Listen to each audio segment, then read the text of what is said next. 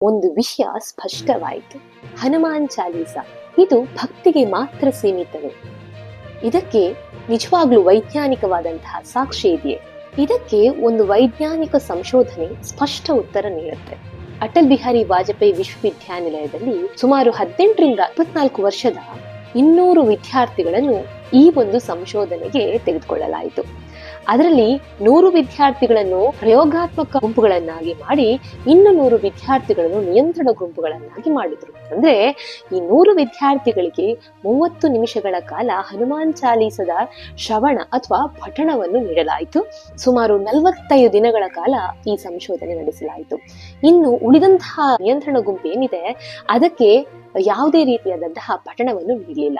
ಈ ಫಲಿತಾಂಶವನ್ನು ನೋಡಿದ್ರೆ ನೀವು ಶಾಕ್ ಆಗುತ್ತೀರಾ. ಇದರಲ್ಲಿ ಪೂರ್ವ ಪರೀಕ್ಷೆ ಮತ್ತು ನಂತರದ ಪರೀಕ್ಷೆ ಕೂಡ ಮಾಡಲಾಯಿತು. ಇದರಲ್ಲಿ ಫಲಿತಾಂಶಗಳು ಸ್ಪಷ್ಟವಾಗಿದ್ದವು.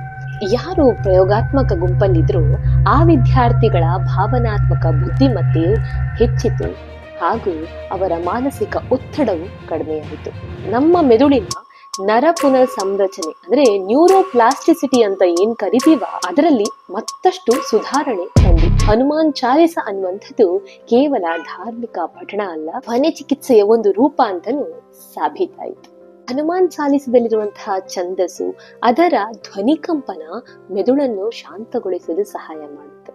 ಅದೇ ರೀತಿ ಭಾವನಾತ್ಮಕ ನಿಯಂತ್ರಣಕ್ಕೆ ಕೂಡ ಸಹಾಯ ಮಾಡುತ್ತೆ ಅಂತ ಸಾಬೀತಾಗಿದೆ.